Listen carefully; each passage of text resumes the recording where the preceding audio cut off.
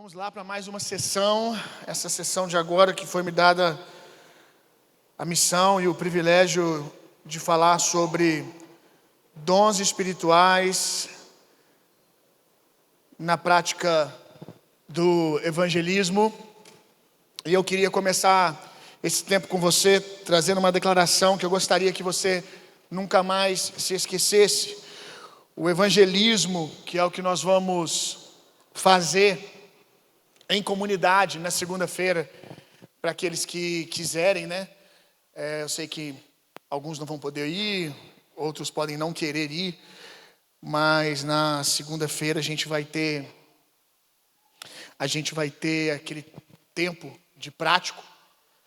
Mas independente da segunda, aqui nessa casa temos ensinado constantemente que o evangelismo, que é o ID, acontece indo para o trabalho, indo para a faculdade, indo para a casa da sua mãe no final de semana, indo na padaria. O ID para o cristão está acontecendo o tempo todo. Por quê? Porque ele tem um rio de vida que corre dentro dele, ok? Não é uma torneirinha que você abre quando tem um prático e fecha depois, não. É uma realidade que flui de dentro de você desde o dia que você se rendeu a Jesus. Amém? Pelo menos deveria ser assim. O pensamento de Deus acerca daquilo que Ele fez em você, derramando em você o seu espírito, foi nessa expectativa. Que o ID acontecesse não numa programação nossa, uma vez por ano, mas que ele acontecesse rotineiramente como prática da sua vida. Como alguém, como diz o profeta, há um fogo cerrado no meu peito que não me dá descanso. Por que eu falo de Jesus? Porque é um fogo cerrado no meu peito que não me dá descanso. Como eu não vou falar de tão grande salvação, como eu não vou falar de uma graça tão maravilhosa, como eu não vou falar, eu estava no império das trevas, fui transportado para o reino do Filho do seu amor, como eu não vou falar, olha o que eu tenho visto na minha vida, coisas boas nós compartilhamos, né? Por isso que o evangelho também é chamado de boas novas do reino, boas novas, boas notícias.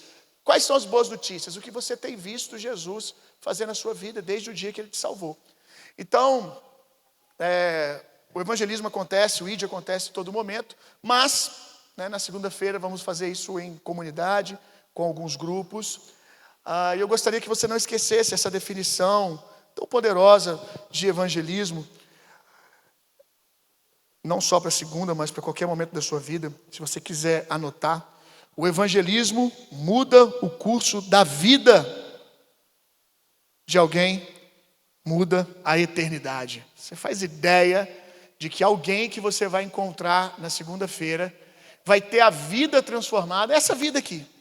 Depois de encontrar com Jesus na sua vida, depois de ouvir a palavra, depois de receber uma oração sua, alguém pode ter a vida transformada. Os seus dias serão diferentes, totalmente diferentes, a partir desse encontro. Mas mais do que isso, o evangelismo tem o poder de mudar a vida de alguém, mas mais do que isso, a vida eterna.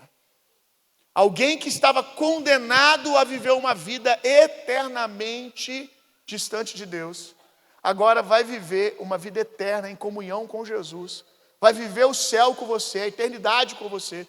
O céu que a gente fala é esse conceito de eternidade, né? Mas já explicamos aqui também, quem já me ouviu mais vezes, que nós não vamos ficar muito tempo no céu, né? Porque o Senhor vai fazer habitação no nosso meio, a cidade santa vai descer e vai se cumprir, né? O reino de Deus vai se estabelecer na terra.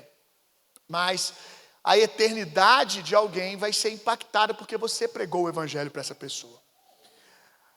Hoje eu me lembrei, a gente fica tão agitado com a correria da vida, o trabalho, família, pré-conferência, organizando as coisas.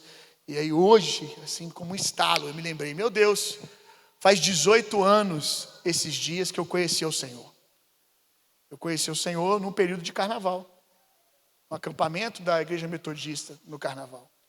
Alguém ousou me chamar e insistir para que eu estivesse na igreja. E ali, indo para aquele acampamento, sem qualquer pretensão de conhecer Jesus, com uma motivação bem longe disso, pelo menos é o que eu pensava, né? Mas o meu coração lá dentro já estava com fome de Deus. Sentei num banco, ouvi o evangelho e levantei a minha mão e entreguei minha vida para Jesus há 18 anos atrás. E naquele dia, eu não ouvi nenhuma palavra extraordinária, sabe? Aquela palavra que você ouve numa conferência, que você fica assim de queixo caído. Meu Deus, que espírito de revelação que esse pastor tem, que mensagem, nossa, eu nunca tinha visto esse texto por esse ângulo. Não, foi um evangelho muito simples. Alguém pregou aliás, o pastor Osman pregou naquela noite de sexta-feira no carnaval, de que eu precisava me arrepender dos meus pecados, que eu precisava conhecer o meu Salvador, que eu era um péssimo Senhor da minha vida, que eu não nasci para ser Senhor e Deus da minha própria vida. E aí meu coração queimou, não senti um arrepio, não caí no chão orando em línguas. Uma convicção tomou meu coração que eu precisava de Jesus. Ergui a minha mão, entreguei minha vida para Jesus. E eu venho me lembrando agora, até coloquei para mim, decidi, só que eu esqueci, não posso esquecer até o final do dia, mandar uma mensagem para o cara que me levou para a igreja. Porque todo ano eu faço questão de agradecê-lo pelo convite que ele fez, que mudou a minha vida para sempre. Aí eu vim no carro agora ouvindo uma canção e chorando diante de Deus, vendo os últimos 18 anos, tudo que eu vivi, porque alguém pregou Jesus para mim, gente. Porque eu virei e falei assim, eu não quero saber esse negócio de acampamento de carnaval, não. Alguém insistiu. Alguém me levou lá e me sentou ali naquele banco. Me lembro quando o pastor fez o apelo, eu fui o primeiro a levantar. A outra pessoa que levantou é o cara que estava me levando para ir para a igreja, que estava desviado, insistindo para que eu fosse para a igreja. Só nós dois lá na frente. Quem sabe aquele pastor pudesse ir para casa pensando, que colheita fraca hoje. Preguei um sermão, 200 jovens aqui, só um conheceu Jesus agora e o outro voltando para Jesus. Talvez ele esperasse uma multidão, mas olha o que Jesus está fazendo. Com aquele sim que eu dei, tinha uma multidão atrás de mim. Porque alguém pregou o evangelho para mim. Hoje eu tenho uma família, estou indo para o meu 3º filho. Aí passou um ano daquele acampamento de carnaval, eu fui em outro acampamento de carnaval e foi a minha chamada ministerial. Me lembro, a pregadora era uma ministra do evangelho, uma ministra de louvor. Ela acabou de pregar e chegou no final da pregação dela e falou assim, eu estou tendo uma visão. Tem vários barcos, aqui é um mar aqui na frente, eu vejo vários barcos, vários barquinhos. E esses barquinhos são pessoas que a partir de hoje serão lançadas para a obra do ministério. Se o seu coração queimar e você conseguir se ver em um desses barcos aqui, sabendo que a sua vida nunca mais vai ser a mesma, que você não vai ter controle mais, se você está disposto a entregar os seus sonhos, os seus objetivos, tudo, para viver o que Jesus tem para você no ministério, sai do seu lugar e vem aqui na frente. Meu coração queimou. Eu falei, sou eu. Outras pessoas foram, mas eu fui lá e me vi num daqueles barcos.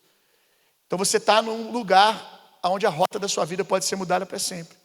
A rota de alguém vai ser mudada através de você no evangelismo, mas a sua rota também pode mudar para sempre nesses dias. Abra sua Bíblia comigo lá em João, capítulo 6, verso 2.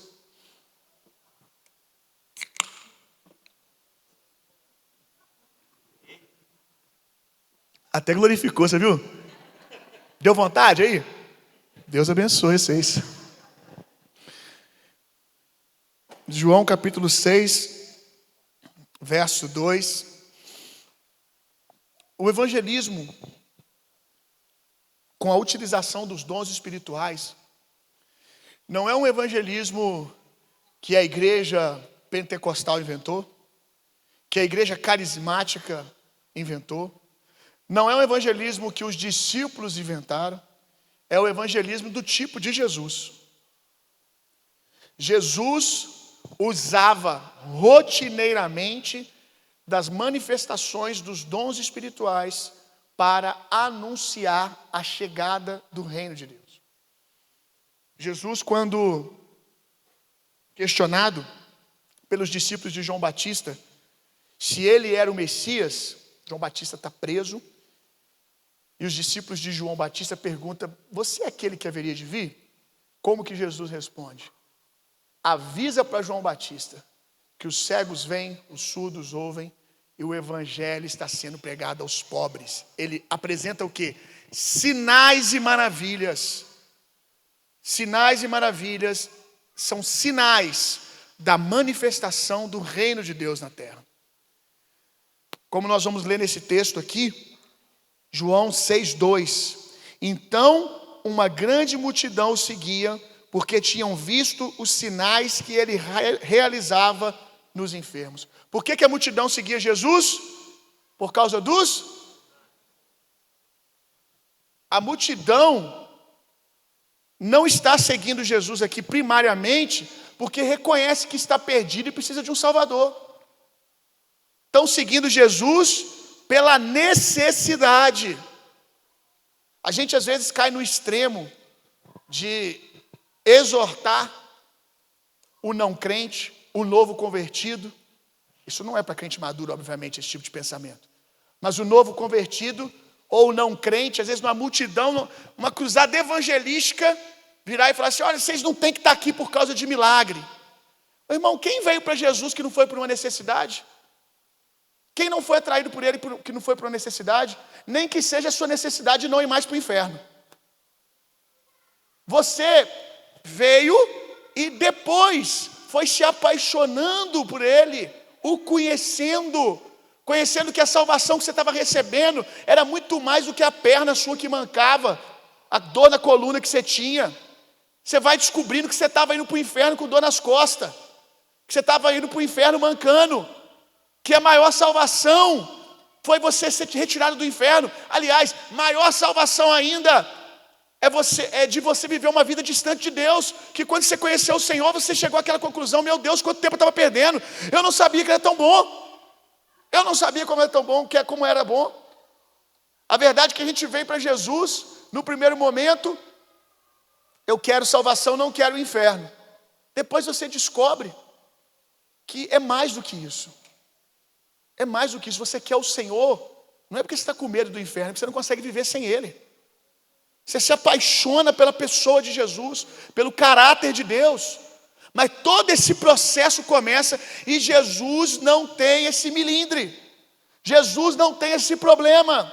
As pessoas pegam um momento onde Jesus exorta a multidão acerca da motivação deles, porque estavam ali, a motivação de buscando pão, necessidade, e constrói uma doutrina, como se Jesus fosse exortando a multidão toda hora que ela vinha para ser curada. Não! Jesus atraía a multidão através dos sinais e maravilhas. E uma vez que a multidão chegava, aí ele apregoava salvação. Mas a estratégia de Jesus primária foi curar os enfermos, expulsar os demônios, dar sinal de que o reino de Deus estava na terra. Provocar o desejo pela eternidade que a Bíblia diz que está no coração de cada um dos homens. Provocar, o que está acontecendo aqui? Atenção, deu atenção para Jesus, aí ele trazia o evangelho da salvação. Então o método de Jesus, o método dos discípulos de evangelismo não era panfleto. Eu não tenho nada contra panfleto, tá? Tem o seu lugar. Rede social tem o seu lugar. Tudo, vamos usar tudo para falar do amor de Jesus. Tudo. Mas você tem que entender que Jesus não tinha outdoor, Jesus não tinha rádio, Jesus não tinha tráfego pago, publicidade no Facebook, não tinha panfletinho. O que Jesus usava para que a notícia corresse e as pessoas vinham se amontoar em volta dele? Milagres, sinais e maravilhas, expelindo demônios. Era assim que Jesus atraía a multidão. E Jesus, segundo a palavra, Atos 10:38, tudo que Jesus fazia por meio do poder do Espírito Santo sobre ele. Isso é uma boa notícia para você. Porque se Jesus fizesse as coisas pelo fato de ser Deus, não de um homem cheio do Espírito, não que ele não fosse, ok? Mas Atos 10:38 diz que tudo que Jesus fazia porque o Pai era com ele. E o Pai era com ele por meio da unção do Espírito. Então, quando Jesus estava curando enfermos, isso é uma boa notícia. Ele estava curando porque o Espírito Santo estava sobre ele. E o Espírito Santo operava os dons para curar. Porque você não é Deus, mas você tem o Espírito Santo.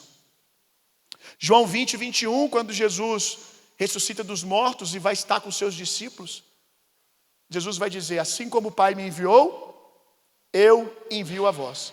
Tendo dito isso, soprou neles o Espírito Santo. Quando soprou neles o Espírito Santo, Jesus estava dizendo para eles: o que eu disse, agora vocês têm condições de fazer.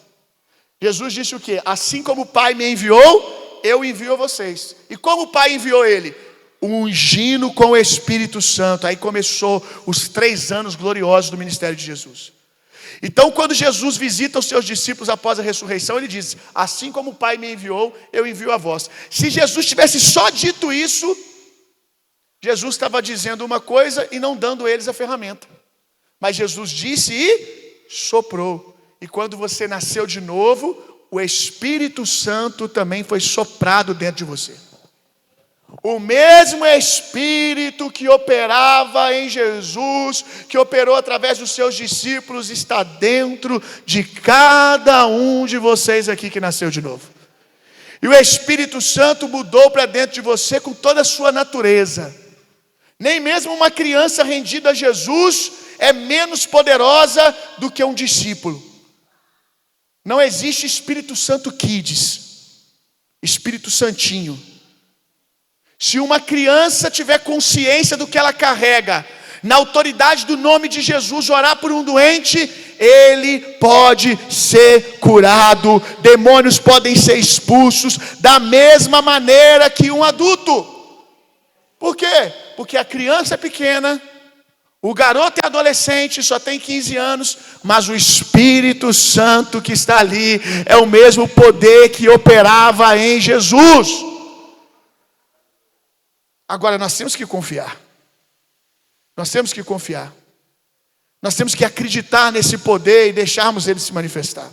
Lucas capítulo 6, 17. Eu quero dar base para você, porque eu estou dizendo, além de ter falado Atos 10, 38, João 20, 21, para quem está anotando. Lucas 6, 17.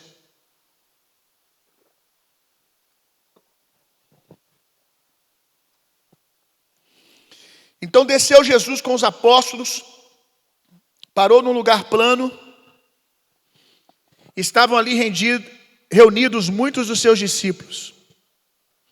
E uma enorme multidão vinda de toda a Judéia, de Jerusalém e do litoral de Tiro e de Sidom. Pessoas que vieram para serem ensinadas por ele, curadas de suas doenças. Aqueles que eram atormentados por espíritos impuros foram curados. E cada pessoa da multidão procurava tocar nele, pois dele emanava poder que curava a todos. Foi numa dessa que a mulher do fluxo de sangue foi atraída pelo Evangelho. Se você ler o texto da mulher do fluxo de sangue, momentos anteriores a ela ir até Jesus e tocar na orla de sua veste, você vai descobrir que não foi ela que inventou esse meio de ser curado. Tocar nas vestes e ser curado. Não foi ela que inventou isso, não. Textos anteriores diziam que as pessoas estavam indo até Jesus, tocando em suas vestes e eram curadas. Ela ouviu, chegou nela. Ela estava lá, quem sabe lá, no campo dos leprosos, no campo dos doentes, na fronteira da cidade, esquecida. Aí chegou a notícia. Tem um homem que quem toca na veste dele é curado. O Messias está na terra e as pessoas estão tocando na veste dele. O testemunho que ela ouviu foi esse. Agora eu quero dar um parênteses aqui. Jesus não tinha problema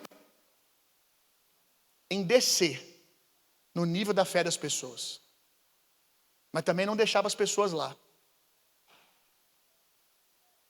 Precisa tocar na veste de Jesus para ser curado, gente? Sim ou não? Não. Jesus curou várias vezes sem que alguém tocasse sua veste, só pelo poder da sua palavra. Precisa disso? Não precisa. Mas aonde está o nível da fé dela? Nisso. Por quê? Porque ela ouviu dessa maneira. Toca na veste, é curada. É aqui que está o nível da fé dela. Aí o que não pode acontecer? O novo convertido vem, às vezes as pessoas não entendem, porque a gente, numa escola, para crente, a gente vai ensinar para você, olha, você não precisa que a gente consagre uma roupa para que você possa ser curado. Você não precisa desses pontos de contato. Aí, às vezes, o mesmo que me vê falando isso, estranha quando chega alguém no final do culto com um pano e pede para me orar. É claro que eu vou orar. É claro que eu vou orar. O próprio Jesus sabia que só o poder da palavra dele era suficiente para curar. Mas se eu não tenho tempo naquele momento para ensinar, para construir, eu não vou destruir, irmão. A pessoa está com fé que se ela levar o lencinho lá, eu não tenho tempo, o culto acabou, corredor da igreja, vem cá minha filha, vem cá que nós vamos derramar o azeite aí, aleluia, tu bota lá nele, lá no hospital, que vai levantar em nome de Jesus. Aí a mesma pessoa começa a congregar, aí um dia no culto eu estou ensinando sobre fé. Aí enquanto eu estou ensinando em algum ponto, como eu faço aqui na igreja, eu vou tocar. O nome de Jesus é suficiente. Você não precisa de ponto de contato. Você não precisa disso, não precisa daquilo. A gente vai construindo. Olha, você não percebe o amor de Jesus fazendo isso? Então, Jesus desce no nível, mas também não cria doutrina. Ele não cria uma doutrina. Agora, o novo método é: traga o lenço, toca na minha veste, beija na mão do apóstolo que você vai ser curado. Jesus não cria uma doutrina. Foi algo daquele momento. A doutrina é: creia em Jesus e seja curado. É isso. Mas por que eu estou falando isso? Porque às vezes no evangelismo, vamos supor, você está fazendo uma visita, a pessoa fala assim, ó, é que eu tenho um óleo ungido aqui na minha casa, você pode me ungir? Claro! Você vai falar assim, eu tenho uma água, você pode ungir? Pô, claro! Agora! Vamos fazer isso. Porque você quer que o coração dessa pessoa seja alcançado.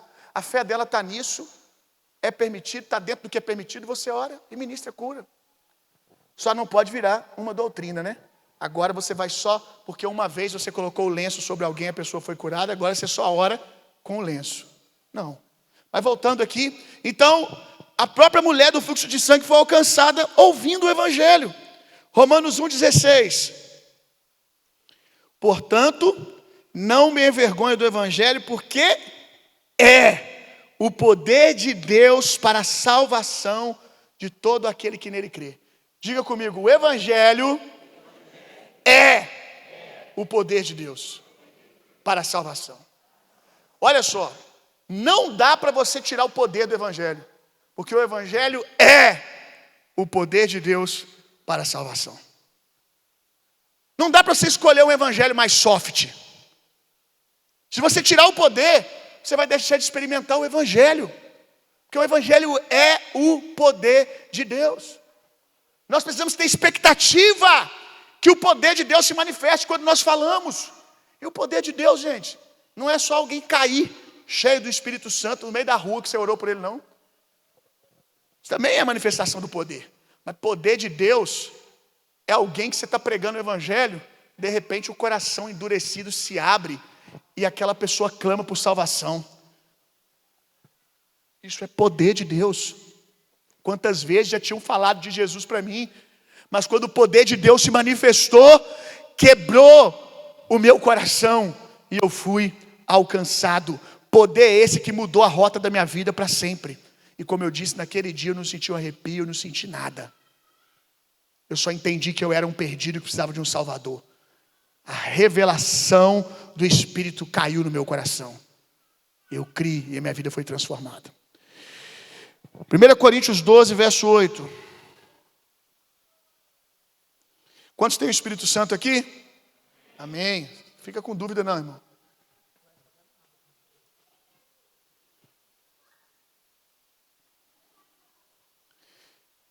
Falando a respeito dos dons espirituais. Eu não vou mergulhar nisso, porque não dá tempo, mas todos vocês têm o Espírito Santo. A fluência do mover do Espírito está relacionada ao batismo no Espírito. É quando você tira a tampa e deixa fluir. Quando não é só você que tem o Espírito, mas o Espírito te tem. Mas se você tem o Espírito Santo, você já tem o ponto de partida.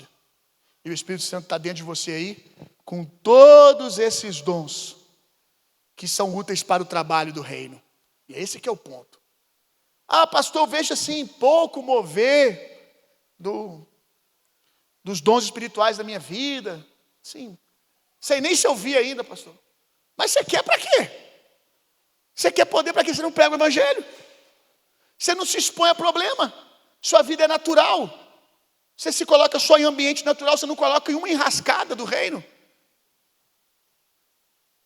Sabe o que é uma enrascada do reino? Se você não, ainda que você fosse médico, você não pode instantaneamente curar alguém. Instantaneamente curar alguém. Você pode dar uma receita, você pode ajudar num processo de cura, também é uma expressão da bondade, da cura de Deus, certamente.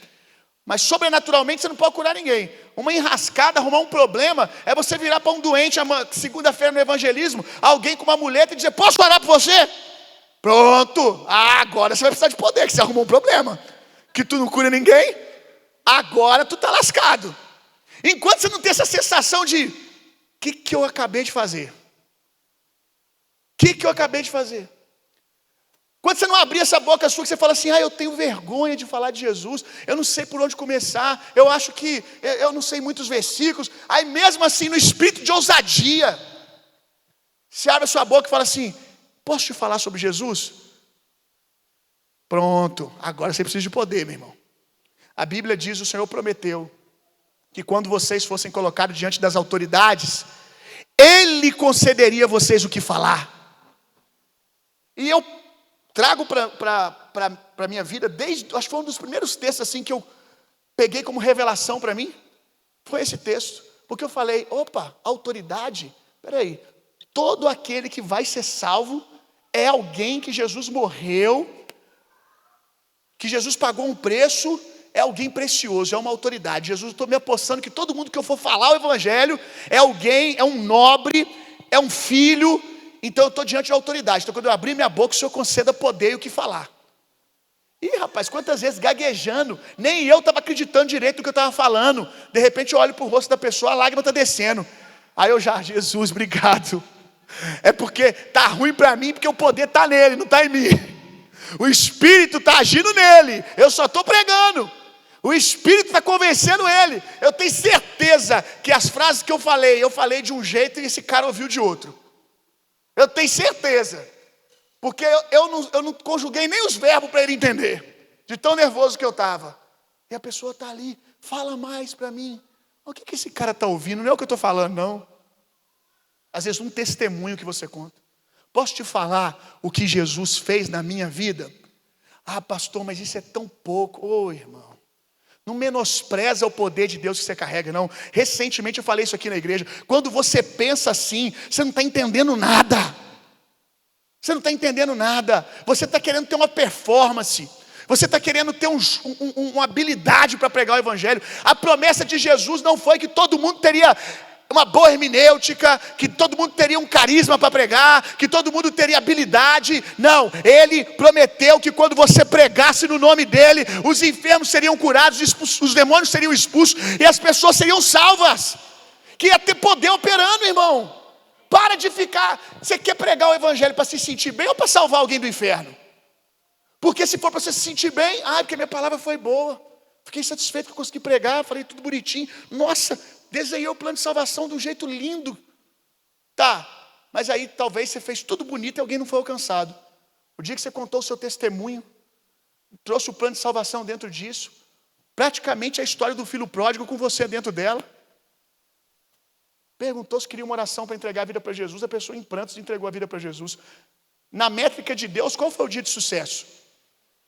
O dia que você pregou no domingo, e uma multidão no final foi lá no seu Instagram, curtiu, comentou que palavra, ou o dia que alguém estava indo para o inferno e teve a eternidade transformada? Porque entregou a vida para Jesus. Nosso coração tem que voltar para esse lugar. Então, fale de Jesus, irmão, e deixe o poder de Deus agir. Não menospreza o poder de Deus que opera em você, irmão.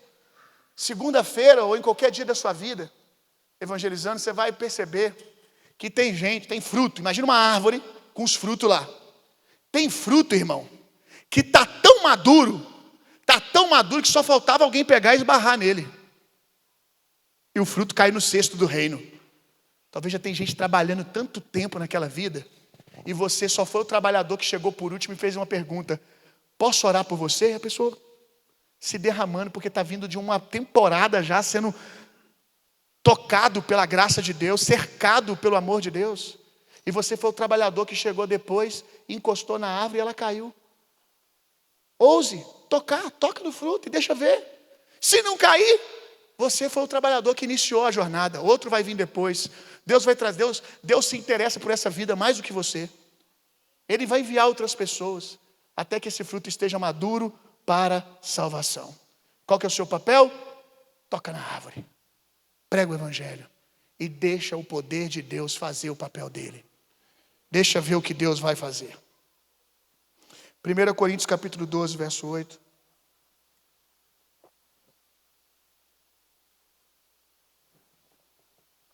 A respeito dos dons espirituais que está aí em você.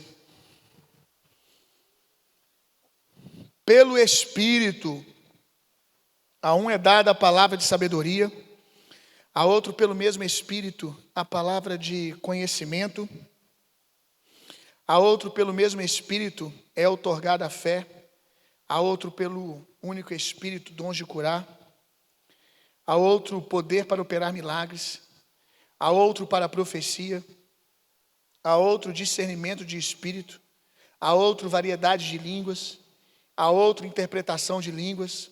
Entretanto, o mesmo e único Espírito realiza todas essas ações, e ele as distribui individualmente a cada pessoa conforme ele deseja. Então o Espírito concede quando ele deseja a manifestação dos dons. Mas eu asseguro para você, ele vai desejar mais quando você estiver no campo. Ele vai desejar mais quando você estiver se colocando numa situação que o poder é necessário. Nunca houve uma geração com tanto poder disponível igual a nossa. Não houve, não. Olha, os irmãos que estão no campo, se eles pegarem para fazer visita nas conferências, vão ficar assustados com as visitações de poder no meio do culto. Multidões sendo tocadas num culto domingo à noite como o nosso aqui, às vezes, no meio da adoração. Não tem como a gente continuar ministrando ali no microfone, porque a glória de Deus toma a casa, começa a gente cair, ter experiência para todo lado. Esses meninos de hoje em dia, os adolescentes, os jovens, aquilo que a gente demorava anos para experimentar, eles experimentam assim, no culto de domingo, no dia a dia. Conferência de avivamento tem em todo lugar. Mas como nos falta ver o poder de Deus para a salvação. Por quê? Porque os crentes estão aprendendo a se entreter com o poder de Deus.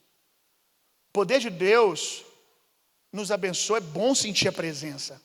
Mas o poder de Deus não é só para você sentir, é para você ser cheio, para transbordar e derramar na vida dos outros. Poder de Deus, o poder de Deus, a manifestação do Espírito, não pode ser um playground que nós vamos domingo para sentir arrepio. Não. Quanto mais poder eu recebo, mais consciência de responsabilidade eu preciso ter. O próprio Jesus, o Espírito do Senhor está sobre mim para. A declaração de Jesus. O Espírito do Senhor está sobre mim para fazer algo. Quer poder? Quer mais manifestação dos dons? Se coloca num ambiente onde ele é necessário. Eu quero dividir os 9 dons espirituais em 3 grupos. Quem gosta de anotar, anota aí. Que os 3 grupos também já definem a característica desses dons. De cada trio de dons. Dons de revelação, dons de poder e dons vocais. 3 grupos de dons. Dons de revelação, dons de poder e dons vocais. Dons de revelação.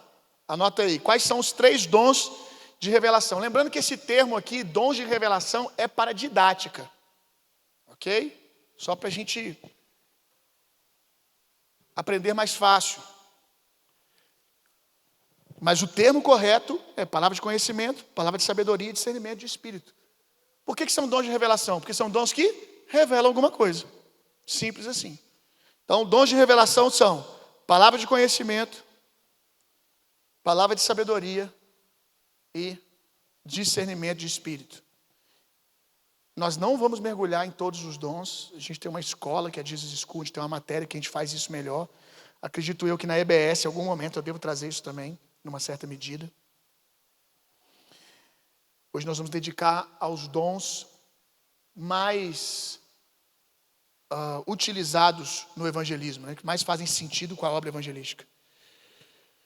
Dons de poder. Quais são os dons de poder? Dons de curar,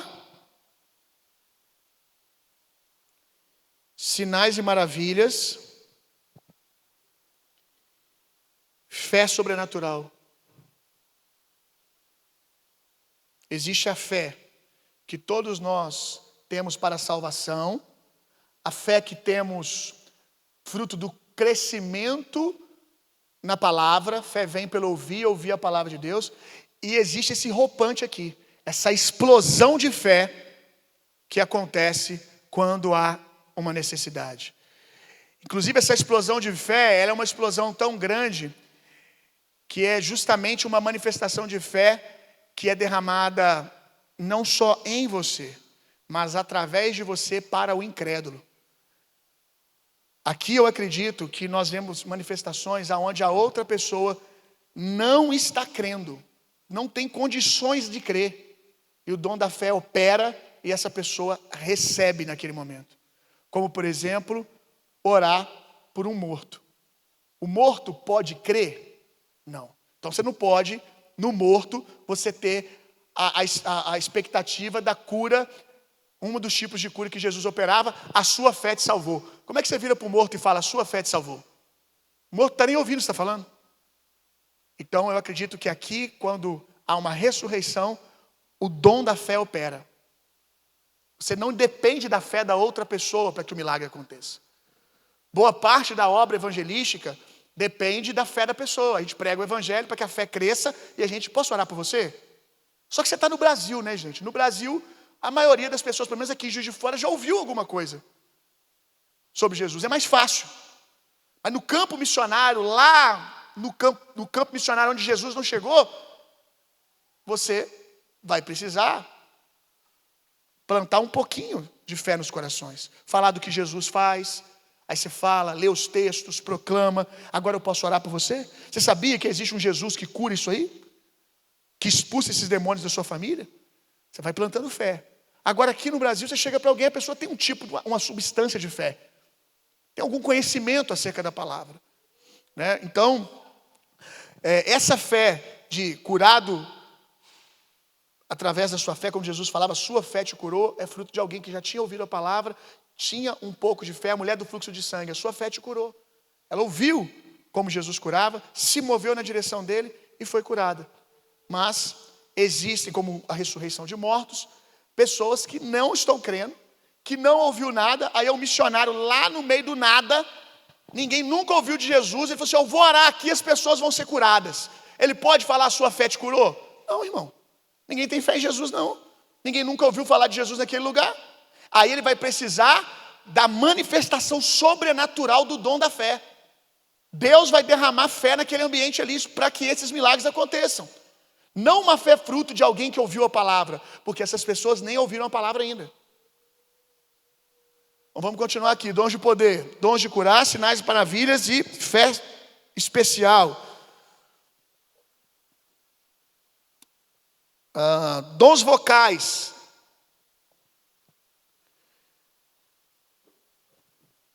Línguas para edificação. Quando você fala em outras línguas para alcançar uma palavra direcionada para alguém que está em línguas, aí junto com o dom de interpretação, né? Os dons vocais são línguas para edificação, profecia e interpretação.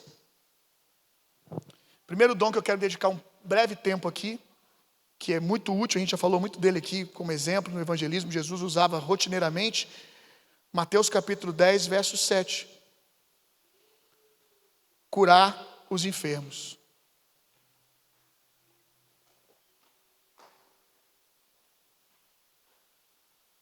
Mateus 10, 7. E à medida que seguides pregar essa mensagem, o reino dos céus está ao vosso alcance. Aí Jesus falou o quê? Curai enfermos, purificai leprosos, ressuscitai os mortos, expulsai demônios. O que Jesus falou para os discípulos fazer? Curem os doentes. Marcos 16, 17. E estes sinais acompanharão os que crerem. Quantos creem aqui? Em meu nome expulsarão demônios, em línguas novas falarão, pegarão em serpentes com as mãos, e se algo mortífero beberem, de modo nenhum lhes será mal. Sobre os enfermos imporão as mãos, e eles serão curados. Qual foi a ordem de Jesus? Vão e orem pelos doentes e expulsem os demônios. Uma ordem. Existe o dom de curar e existe a obediência ao ID de Jesus. O dom de cura, que eu não vou mergulhar nele aqui, ele vai se manifestar quando Deus quiser, a hora que Ele quiser, da maneira que Ele quiser. Mas Jesus não nos ensinou a esperar sentir a manifestação do dom para começar a orar por alguém. Jesus diz, quando vocês estiverem indo, ao verem necessidade, orai pelos enfermos. Viu alguém doente? Ore. Aí se for curado? Você vai ficar no si negativo o resto da sua vida? Coloque as mãos sobre os doentes e ore por eles. Amanhã, segunda-feira, quando você sair para o evangelismo, não é para olhar para um doente, Senhor, é sua vontade curar? Ele já falou, vá e ore pelos doentes. Curar é com ele. Botar as mãos nos doentes é obrigação sua. Foi o que ele mandou você fazer. Você pode ter certeza que qualquer pessoa na rua doente, ou a grande maioria delas, vai se sentir amado pela sua atitude de se importar com a dor dela e perguntar se você pode orar por ela. Ela curada ou não, se abriu um espaço para o diálogo. Se abriu um espaço para que você ore por outras coisas. Eu me lembro, eu vou contar um breve testemunho aqui.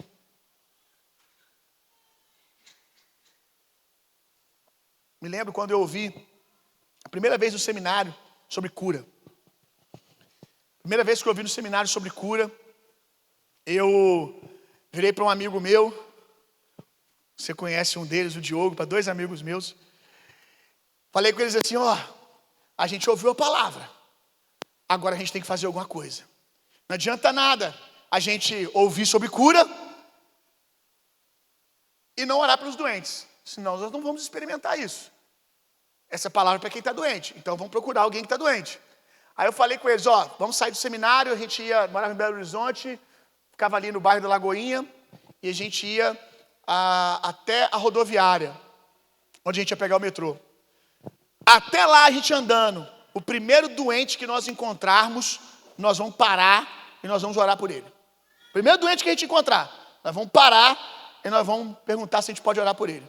Aí eu pensei, vou achar alguém com o braço enfaixado, vou ver alguém lá meio chateado, assim, com a cabeça para baixo, vou perguntar se está com dor de cabeça, né? Vou achar alguém bem encurvado para me orar para a coluna, que está com dor na coluna, pico de papagaio. Pensei nessas coisas assim, né, gente? Aí estou andando, primeiro que eu vejo no ponto de ônibus uma mulher na cadeira de roda.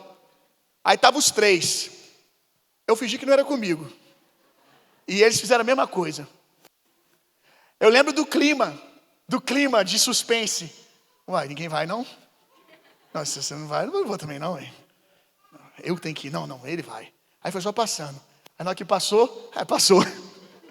Aí todo mundo olhando para a cara do outro com aquele ar de julgamento, né? Um julgando o outro, né? Mas todo mundo estava errado. Aí passou um pouquinho, a gente olhou um para o outro. Né? A gente tinha que ter orado, não tinha? Foi o que a gente combinou, né? Então o próximo, a gente vai orar. Aí eu pensei, o próximo, não é possível, né? Nessa rua aqui vai ter gente de cadeira de roda assim. O próximo nós vamos. Pois então, meu irmão, a gente foi. Graças a Deus, não apareceu ninguém na cadeira de roda. E eu caçando qual era o próximo doente. Quando eu viro a ponte para ir para a rodoviária, eu bato o olho assim, cara, e tem um cara sentado no chão. Como eu queria que ele tivesse numa cadeira de roda, irmão. Deus me perdoe. Porque pelo menos ele ia ter perna. Eu cheguei, o homem não tinha as duas pernas, irmão. Aí eu falei, e agora? Por que eu não orei pela mulher na cadeira de roda? O que eu faço agora? Estava lá na cadeira de roda, tinha a perna. Eu só precisava crer que ela ia levantar. Agora eu tenho que crer que a perna vai crescer. Aí o cara estava sentado sem as duas pernas, irmão. Só tinha aqui para cima do joelho. Aí eu cheguei lá, agora não. Agora eu não vou envergonhar o evangelho, não. Vamos lá, Diogo, vamos orar. Chegamos no cara, podemos orar por você? Que nós vamos orar. E começamos a falar que Jesus orou, a mão mirrada cresceu. Começamos a contar os textos. Que nós vamos orar, o Senhor pode fazer os músculos crescerem aqui, os ossos crescerem, as células regenerarem aqui, os tecidos. Pode orar? Aí o cara, pode. Já sabe que eu não podia contar café dele, né? Pode. Aí eu virei pro Diogo, falei, Diogo, cara, ele não deve me perdoar por isso até hoje. Falei, Diogo, você crê que esse cara vai andar? Que a perna dele vai crescer? Creio. Então coloque ele em pé aí. Porque ele vai precisar da perna dele. Está esticada. Aí o Diogo olhou para mim. Hã? Vai por trás dele e segura ele. Ô, mano, olha que situação. Aí depois você reclama que alguém não suporta um cara desse, cara. Eu olho para trás, as pessoas que não me aguentavam, hoje eu tenho misericórdia delas. Porque eu não aguentaria alguém assim, cara. Olha que desequilibrado. Precisava disso tudo. Aí vai por trás do cara. O Diogo é outro doido também, né? Quem que é pior? O cara que pede ou o outro que vai? Aí o Diogo vai, gente, um senhor, cara. Nossa, olha. Tempo dessa vida ir pro inferno por causa disso. Aí pega o cara, irmão, lotado a ponte de gente passando, irmão. O Diogo agarrado atrás do cara, segurando o cara no ar, meu irmão. E as pernas lá, só o pedaço da perna pendurado. Assim, ó. Olha que situação. E a gente embaixo, perna cresça. Meu irmão, a fé era tanta. A fé era tanta que eu vinha construindo a perna assim, ó. Uma hora eu vou abrir o olho, vai estar aqui, ó. Eu ia passando a mão e não estou sentindo nada. Eu ia, amém. Mas falta fazer o pé aqui, ó. E assim foi, irmão. Aí ia diminuindo a mão, ia ficando fraca. Que eu ia orando, nada ia acontecendo. Eu já comecei a me perguntar, como que eu saio dessa situação, irmão? Agora eu já não estava orando pelo cara mais, eu estava orando por mim. Senhor, o que eu fiz? Como que eu saio dessa situação? Aí por fim foi baixando aquela deprê assim. Aí o Diogo já foi descendo o cara, botando ele sentado. Aí sentamos com o cara, começando, você tem mais algum motivo de oração aí? Né? Alguém da família que precisa de uma bênção, né? Ficamos batendo papo com o cara, falamos de Jesus. O cara, meu irmão, ele estava precisando tanto de Deus que ele aceitou Jesus depois disso que a gente fez com ele. Aceitou Jesus, rendeu a vida dele a Jesus ali. Foi uma alegria para nós, pelo menos, né, aquela vida foi alcançada, não foi para o inferno por causa desse show que a gente fez no meio da ponte. Mas aí você pensa, né? Poxa, não aconteceu nada. Lembra que eu estava no meio da ponte, um monte de gente vendo? Quando eu saio dali, irmão, eu indo embora de cabeça baixa. Acabei de sair, virei e falei, meu Deus do céu. Quando eu saí, o cara que estava vendendo picolé pegou e chamou, ô, os meninos, vem cá. Os meninos, vem cá. Aí a gente foi, eu falei, o cara vai esculachar a gente, né? Chamou a gente, eu cheguei perto e falou assim, você pode orar por mim? Rapaz, eu pensei, esse cara não viu o nível do poder que nós estamos operando, não? Esse cara não viu, não, a oração que a gente acabou de fazer? Você pode orar por mim? Que eu tenho um problema aqui no abdômen, está inchado, olha só, ele falou qual era o problema, está com a barriga inchadona. Vocês podem orar por mim? Aí eu falei, estou aqui mesmo, depois do que eu passei agora, eu estou ressuscitando um morto, eu estou arrumando qualquer problema. Vamos orar. Aí botei a mão sobre o abdômen dele, eu, o Diogo, mais um amigo, começamos a orar, irmão. Estou orando por ele, o cara começou a glorificar a Deus, falando, minha barriga está desinchando, a dor está sumindo. E o cara foi curado, irmão. Depois da gente passar uma vergonha dessa, que para nós era vergonha. O cara teve fé chegando no coração dele, com a gente ali orando por o cara e aparentemente nada acontecendo. Um ambiente de fé e de milagre estava sendo gerado e o cara foi alcançado.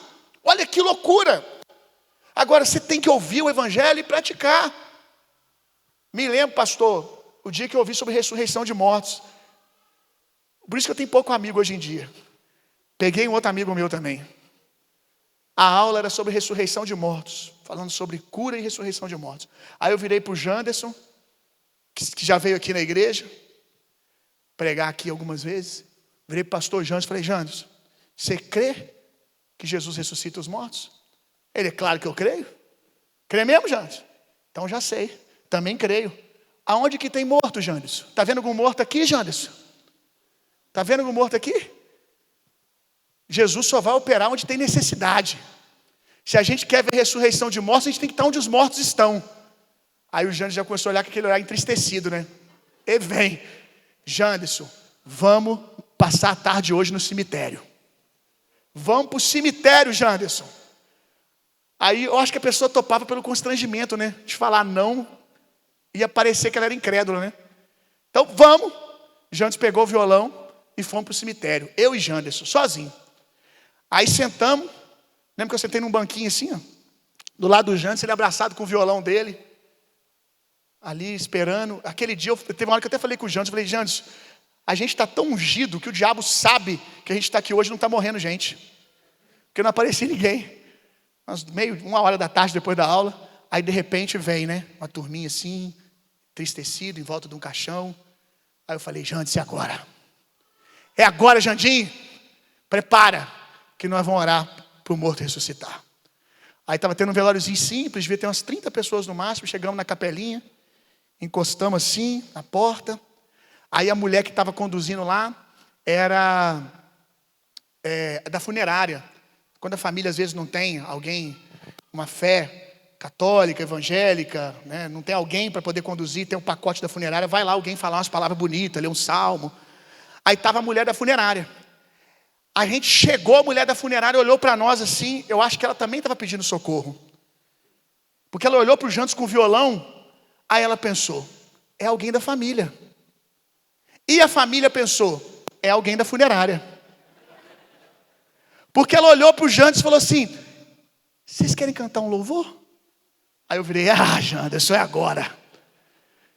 Vai, Janderson, puxa um louvor. Aí pensei, ele vai puxar um louvor daquele do carisma avivado.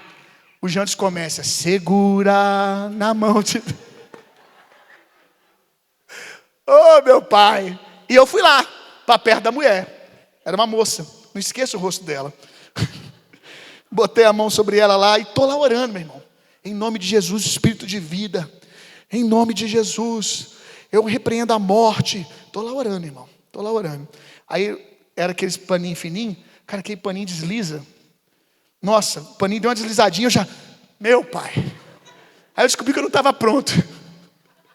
Que se ela ressuscitasse, eu já caía duro ali mesmo. Eu achei que a mulher estava ressuscitando com o paninho assim, um flaneladinho, furadinho. Ele deu uma chegadinha pro lado assim, parecia que ela era mexendo. Aí eu: meu Deus do céu, ressuscitou mesmo. Qual que é a parte, o que a gente faz agora depois que ressuscita? Aí não era, irmão. E eu fiquei lá, orando, e o Janderson olhando para mim: o que a gente faz agora, irmão? Aí falei: já sei. Ressurreição física nós não vamos ver aqui não, mas ressurreição para a eternidade nós vamos ver. Falei: Janderson, vamos anunciar o plano de salvação. Aí comecei a pregar. Você quer entregar sua vida para Jesus? E quase todas as pessoas que estavam ali ergueram a mão e confessaram Jesus como seu único e suficiente Salvador. A ressurreição que eu esperava naquele dia não aconteceu. Mas a ressurreição para a eternidade, que é muito superior, aconteceu em mais pessoas do que eu estava esperando. E aí você pode pensar assim: nossa, como é que ficou a sua fé depois disso?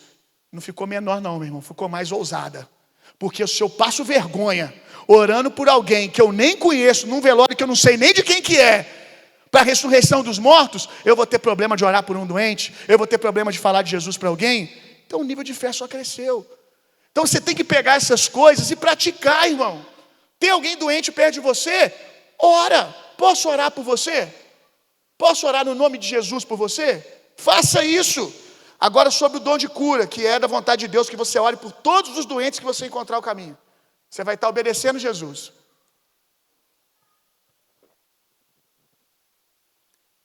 Foi a ordem de Jesus você orar pelos enfermos. Só um parênteses aqui que é engraçado que na mesma ordem de Jesus para orar pelos enfermos, está a ordem para expulsar demônios, sim ou não? Mas ninguém chega diante do endemoniado e pergunta se é da vontade de Deus ou não, né?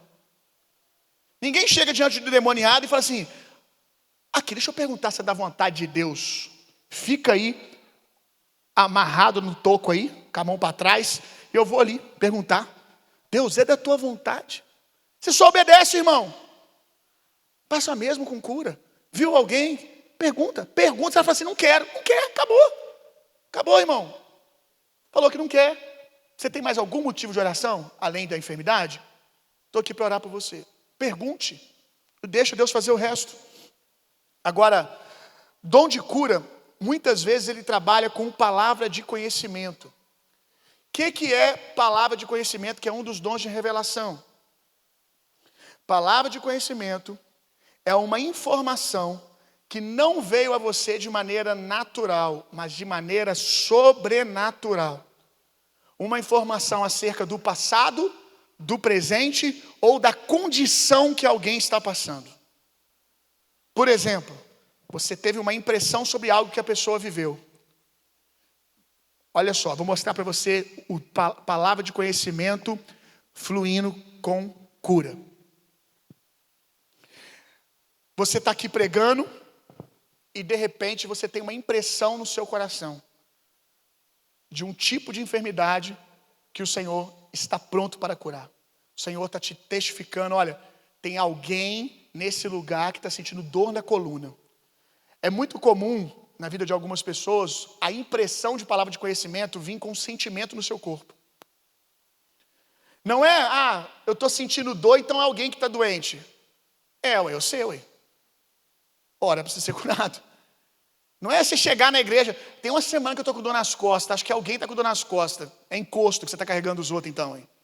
Não, gente, não é uma dor natural que você está sentindo, é uma impressão.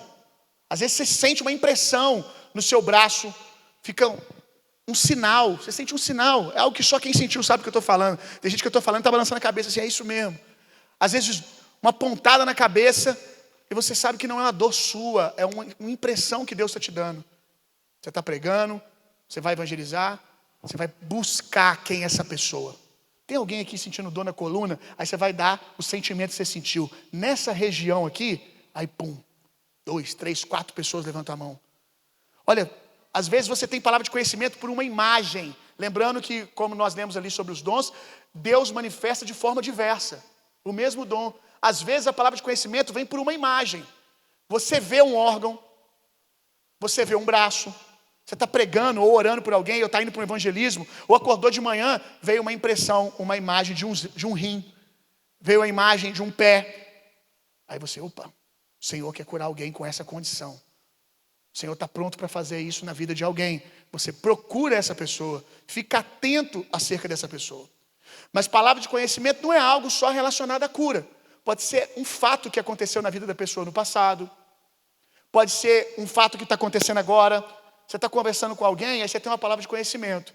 Aí você pergunta, irmão, está acontecendo alguma coisa na sua família?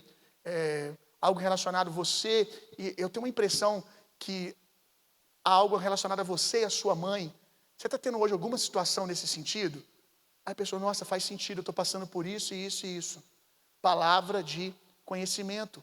Uma informação que vem a você pela impressão do Espírito de forma sobrenatural. Não é a informação que alguém te deu, que você buscou na rede social, como os falsos profetas estão fazendo hoje em dia.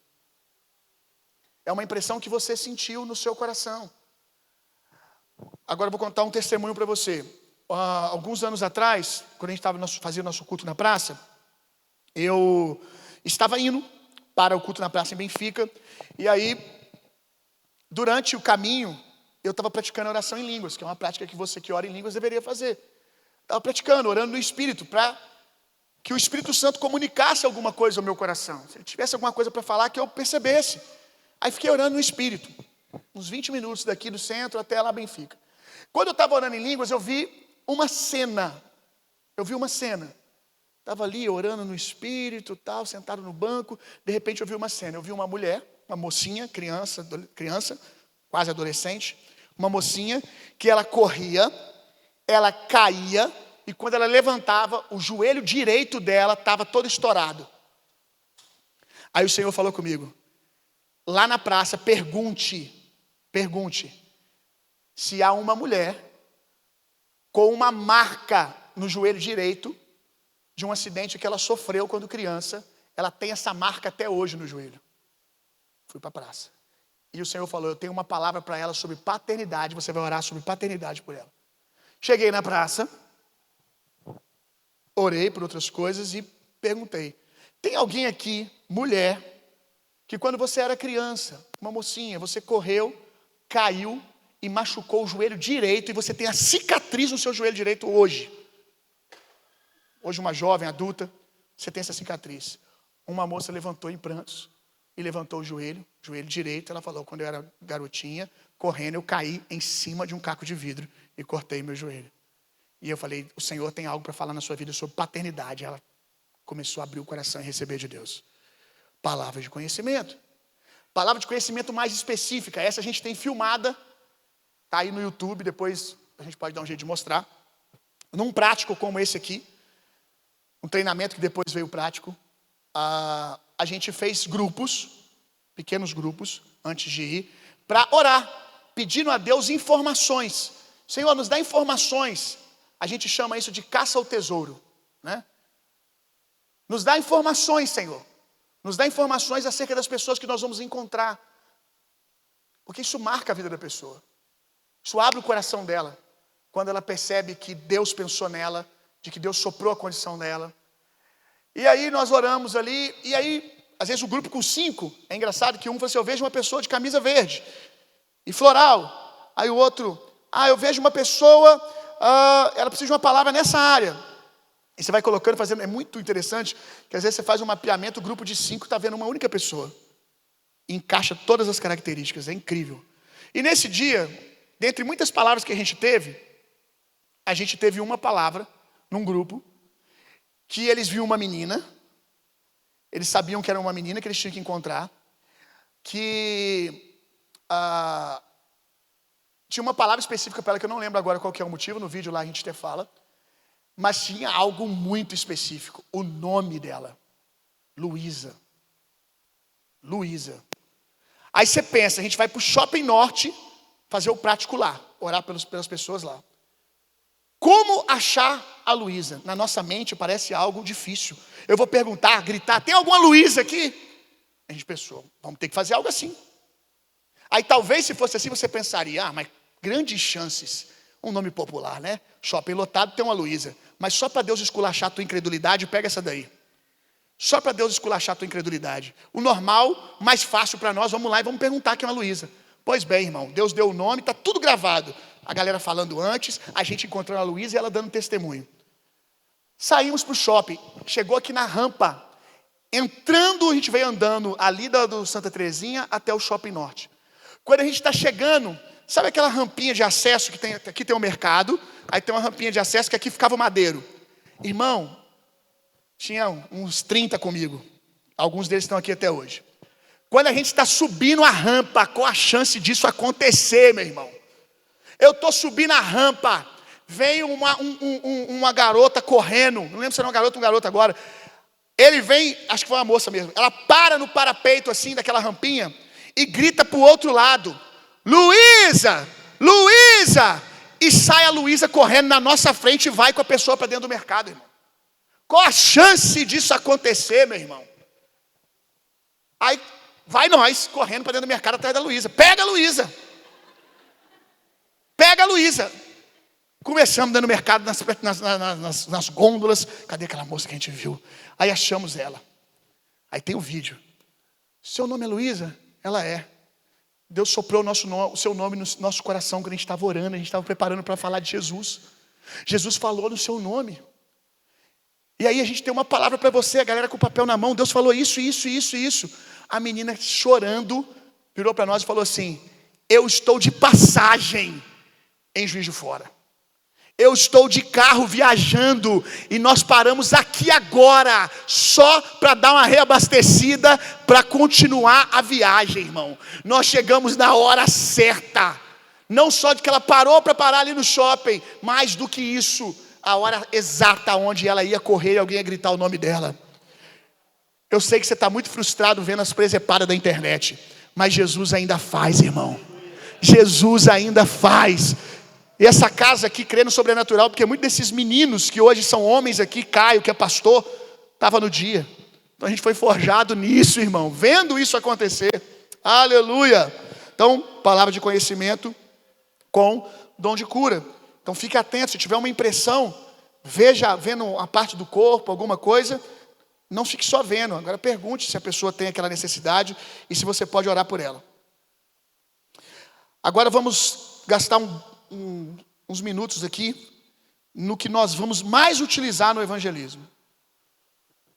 Dom de profecia.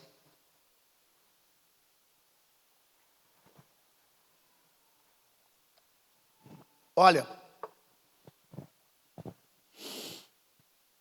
um outro dom riquíssimo para o evangelismo, mas eu não vou abordar ele, porque algumas pessoas vão ter a primeira experiência ainda evangelizando, ou uma das primeiras, e não convém para a realidade que vocês estão tocando agora, que é discernimento de espírito. Mas, para esse prático agora, eu quero muito que você se abra e tenha expectativa de fluir. Primariamente com profecia, palavra de conhecimento e palavra de sabedoria. Mais palavra de conhecimento. O que é palavra de sabedoria? Muito parecido com palavra de conhecimento. Palavra de conhecimento é uma informação que vem a você de maneira sobrenatural acerca do passado ou da condição presente. Palavra de sabedoria, algo acerca do futuro. Algo que na velha aliança e que nós ainda chamamos muitas vezes de profetizar. Isso é palavra de sabedoria. É você ter uma revelação acerca do futuro. Ter a impressão que Deus tem a nação tal para você. Às vezes você recebe a palavra de sabedoria você mesmo sozinho no seu quarto.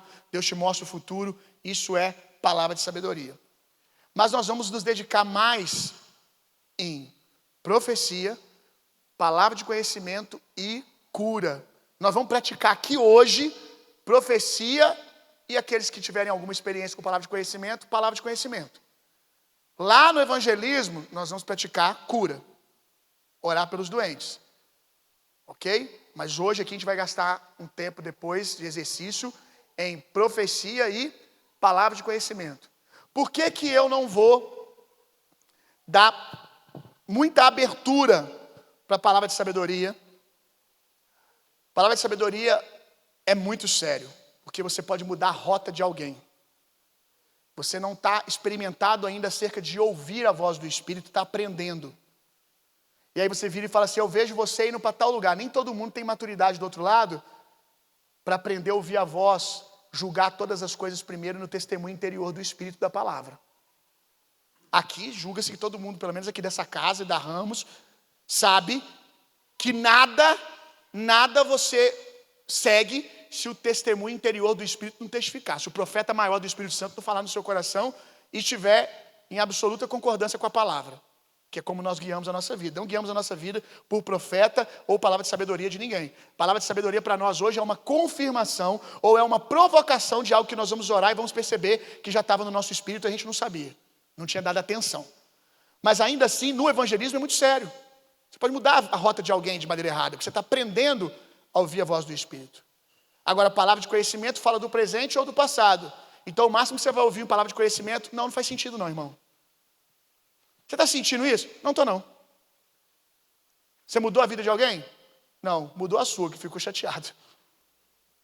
Quantos estão entendendo o que eu estou dizendo? Você falou do passado. Ah, por acaso quando você era criança aconteceu isso e tal. Não, irmão, não aconteceu nada não. O que aconteceu? Você errou. Você errou. Mas qual o prejuízo disso? Você não mudou a rota da vida de alguém. Agora, o melhor dom para começar uma jornada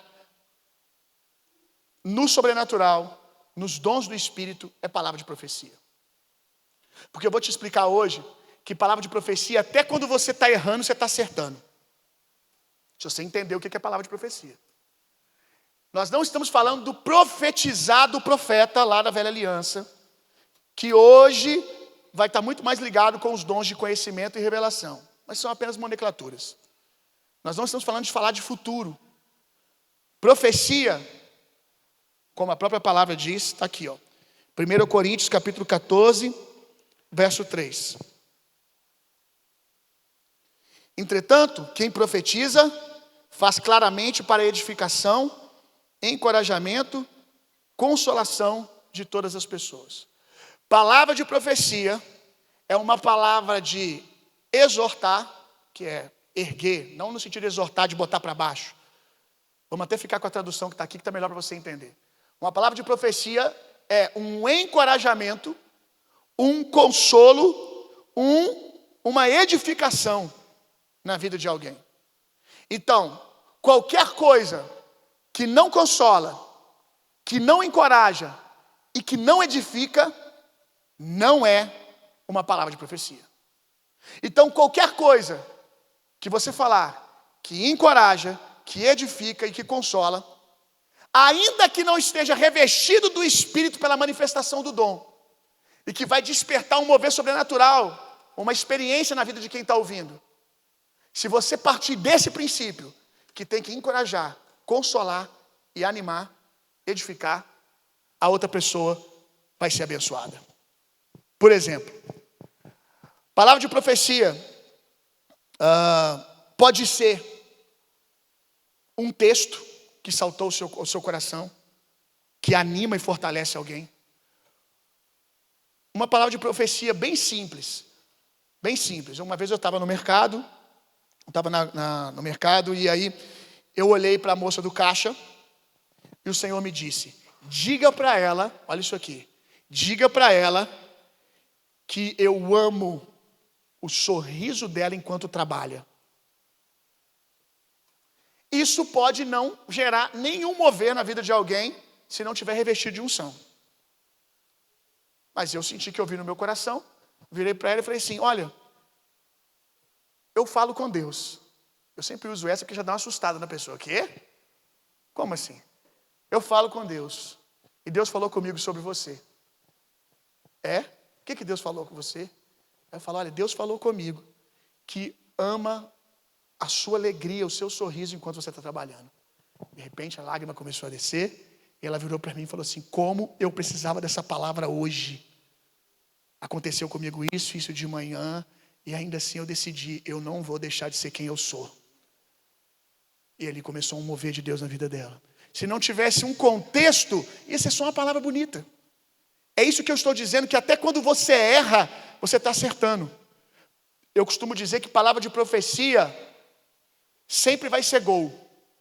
A diferença é se vai ser gol bonito ou gol feio. Se você entregar uma palavra de encorajamento para alguém, e ela não tiver debaixo de uma direção, algo que o Espírito Santo te deu, mas é só uma palavra de ânimo, de encorajamento, a pessoa vai virar para você e falar assim, obrigado, Deus pague. Valeu. Eu já tive experiência de entregar a palavra de profecia, simples como, eu preciso te dizer que você é amado por Jesus. Eu já disse isso várias vezes e nada aconteceu. Mas eu já disse isso debaixo do revestimento do Espírito Santo, por uma impressão no meu coração, que aquilo vinha de Deus para aquela pessoa, e quando eu disse, um mover aconteceu. Exemplo, às vezes, você está passando por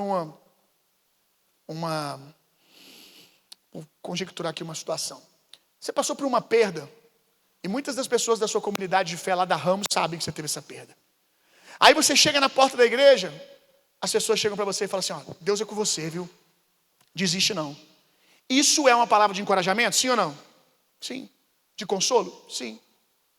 De edificação? Sim. Só que aí você está chegando e as pessoas estão dizendo isso porque naturalmente sabem do que você está passando, você precisa de uma palavra. E elas estão te amando. Elas vão te entregando essa palavra. E nada acontece. Em você não desperta nada. Aí de repente vem uma irmãzinha, e fala a mesma coisa que os outros falaram numa fração de 2 horas para você, e quando ela fala aquilo, pum, rebenta seu coração. E aquilo cai como revelação. Você recebe graça, poder de Deus sobre você. Porque aquela palavra estava revestida de unção. Tinha um poder operante do Espírito Santo naquela palavra. Porque não era aquilo que você quis dizer, que já é maravilhoso. Quem dera que todos os crentes se esforçassem para profetizar. As linguinhas da igreja ia ser tudo para o reino. Né? O maior problema que a gente tem na igreja, Carlinhos, é que os irmãos ficam encorajando um ao outro. Vê o outro na porta. Ei, tu é amado por Jesus, viu, vaso? Aí o outro, Deus é contigo, varão. Aleluia. O Senhor é com você. Eu nunca vi o justo mendigar o pão, viu? E sua descendência passa fome. Pega aí, ó. Olha, o problema que a gente ia ter é um animando e buscando uma palavra para fortalecer o outro. Ao invés de a gente ver as linguinhas falando mal do outro e o que não deve, né? Se as boquinhas tivessem cheias do fogo do Espírito, não estava com fogo estranho. Então o maior problema é esse. Isso desde quando que isso é um problema? Então eu sempre digo que o dom de profecia é o melhor dom para você aprender a ouvir a voz do Espírito. Porque a voz do Espírito que fala ao seu coração, ela tem um timbre. O pastor aqui, o pastor Carlinho, os mais maduros aqui que caminham com o Senhor na prática dos dons, de ser guiado pelo Espírito, sabe. A gente sabe porque sabe uma hora qual que é o timbre, né, pastor, da voz de Deus. Chega uma hora, com o tempo, né, Rodrigo? A sua voz e a voz de Deus vão ficando clara para você. De alguma maneira, vai tendo um timbre, a ovelha vai aprendendo a ouvir a voz do pastor e você sabe quando é Deus falando. E aí você vai ficando cada vez mais assertivo, porque os seus ouvidos vão ficando mais sensíveis à voz de Deus. Então a voz de Deus ela tem um timbre, que você vai descobrir o timbre.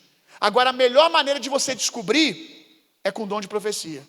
Porque o dia que for só você, é só você sendo um bom crente, animando, fortalecendo e consolando alguém. Só você sendo um cara bacana, que tem uma palavra de ânimo para erguer alguém. Agora, você vai aprendendo. E aí, uma hora vem uma palavra de conhecimento. É a mesma voz que fala comigo. Você vai ficando mais seguro. Então, depois que eu descobri isso, eu gastei um tempo orando. Senhor, me dá uma palavra de profecia hoje saindo de casa. Faça isso, irmão. Senhor, me dá uma palavra. Agora senta na frente da sua Bíblia, ou com uma canção com louvor, ou em silêncio. Fala, Senhor, sopra uma palavra no meu coração para alguém. Aí de repente vai vir assim, ó. Isso. Você está aprendendo a ouvir a voz de Deus. Eu acho que Deus falou comigo aqui. Aí você vai. E se você for, e a palavra que Deus te deu é essa. Nunca vi o justo mendigar o pão e sua descendência passa fome. Aí você chegou. Irmão, senti no meu coração de falar contigo. Hoje Deus colocou uma palavra no meu coração. Nunca vi o justo mendigar o pão e sua descendência passa fome. O Senhor é com você. Aí a pessoa pode virar para você? Amém, irmão. Glória a Deus. Ou ela pode virar, meu Deus, como eu precisava dessa palavra. Opa! Foi aquela voz, ficou registrado o timbre. Ele vai vindo de novo. E você vai aprendendo a ouvir a voz de Deus. Olha o que o apóstolo Paulo diz, olha só. Para a gente caminhar para o término e para o prático. 1 Coríntios 14, verso 5. Olha o que Paulo gostaria, e eu acredito que aqui ele está falando inspirado pelo Espírito, irmão. Gostaria que todos vós falassem línguas, todavia, muito mais que vocês profetizassem. Qual que é a vontade do apóstolo Paulo? Que todo mundo profetize. Eu queria muito que todo mundo profetizasse. E ele vai dizer, dediquem-se a buscar mais o dom de profecia. Como pastor de igreja, eu entendo porque que Paulo quer isso. Porque se todo mundo está com a boquinha ocupada e com a mente ocupada em exortar, consolar e animar, as pessoas não estão ocupadas falando mal dos outros. Uma igreja onde todo mundo está se esforçando para profetizar. Então Paulo está dizendo assim, olha, vocês podem se esforçar para buscar esse dom. Eu gostaria que todos vocês falassem. Então ele certamente quer que todos falem, porque as bocas e as línguas da igreja serão santificadas. E segundo, porque o meu entendimento é que o dom de profecia, ele é a melhor primeira fagulha para o mover do Espírito começar. Os danos não existem colaterais. E outra coisa, toda ficou um exagero, mas a grande maioria das vezes, que alguém foi cheio, que um grupo de pessoas foi cheio do Espírito Santo, nas Escrituras, a manifestação de profecia se manifestou. Por quê? Porque o Espírito Santo transformou a linguagem dessas pessoas. Quando você é cheio do Espírito Santo, a sua linguagem muda. Você não fala mais na perspectiva da terra. O apóstolo Paulo vai dizer: a ninguém conheçais segundo a carne, mas segundo o Espírito. Ele está dizendo: olhem para as pessoas na perspectiva espiritual e falem através dessa perspectiva. Quando você começa a ter um olhar onde você consegue ver mais profundo do Wesley, aí você tem uma palavra de encorajamento para ele, porque tem coisas que o Wesley é que nem ele sabe que é em Deus ainda. Por quê? Porque ele não tem um olhar espiritual e maduro nem sobre ele mesmo. Não estou dando como exemplo, tá? Mas você é mais maduro e, como o apóstolo Paulo, busca conhecer as pessoas no espírito e não na carne. Então você vê preciosidades dentro das pessoas, diamantes aonde ninguém vê. Aí você chega para o Wesley: cara, eu quero dizer para você, cara, você tem uma graça, irmão. É isso, isso e aquilo. Aí o Wesley: uau. Reafirmou, estabeleceu uma identidade dele em Deus. Que poderoso isso. Então, a linguagem tem que mudar depois que eu sou cheio do Espírito Santo. A maneira de eu ver as pessoas, que os meus olhos mudaram. Se os meus olhos forem bons, todo o meu corpo será bom. Então a minha linguagem precisa mudar, os meus olhos. O apóstolo Paulo também em Romanos vai nos orientar: consagre ao Senhor todos os seus sentidos, o seu corpo, como sacrifício vivo, santo e agradável a Deus. Eu quero ser usado por Deus com esses olhinhos, com essas mãozinhas, vendo porcaria, tocando porcaria. Consagre os seus sentidos a Deus, para que o Senhor possa usar a sua visão. Para de ficar com a sua opinião. Porque eu acho isso de alguém. Eu acho isso. Porque eu tenho um sexto sentido. É mesmo? Isso é filme de terror. A gente costuma expulsar esse tipo de demônio aí. Sexto sentido. Não, cara, você precisava aprender, ser guiado pelo Espírito, não é ter sexto sentido, não. Que o meu santo não bate com o de fulano. Se ele estiver endemoniado, você é outro. Junta a mão os dois para a gente expulsar o demônio. Porque santo que não bate, crente falando isso. Que eu tenho um negócio assim. Pelo amor de Deus. A ninguém conheçais segundo a carne, mas segundo o Espírito. O que a sua carne está pensando que o outro não bate com você, porque a sua personalidade é diferente, porque fez alguma coisinha, jogou o cabelo de um jeito que você não queria. Eu acho que ela está se insinuando para todo mundo aqui na igreja, porque ela joga o cabelo assim. Pelo amor de Deus, irmão. Santifique esse seu olhar. As coisas carnais, o homem carnal e a mulher carnal já está vendo. Você devia ser alguém que consegue ver o espiritual. O que Deus vê na vida dessa pessoa? O que Deus vê? Se você vê demônio em tudo, você não está vendo demônio, irmão. Aí quando realmente tiver alguém endemoniado, o Senhor não pode usar você, porque você tem um senso crítico.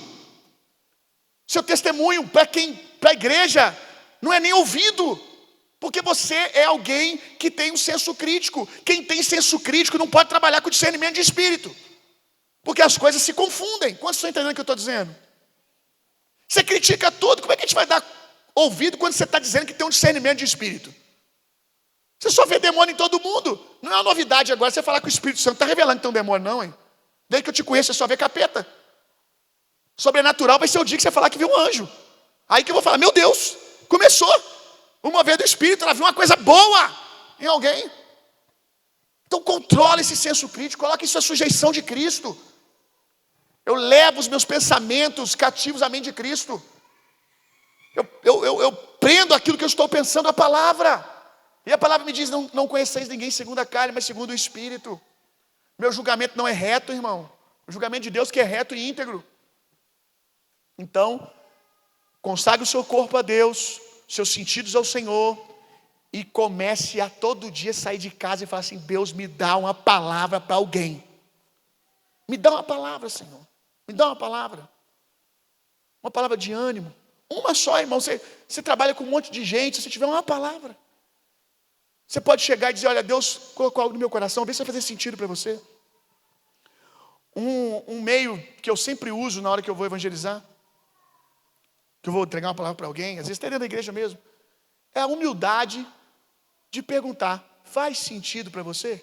Porque tem gente que chega assim, porque Deus me revelou sobre você, a pessoa está assim, como que eu falo com ele que nada disso está fazendo sentido nenhum? Aí parece que a pessoa está recebendo, mas é só quer que você vá embora, para o constrangimento dela e o seu passar. Pergunta. Irmão, olha, no evangelismo eu já usei muito essa.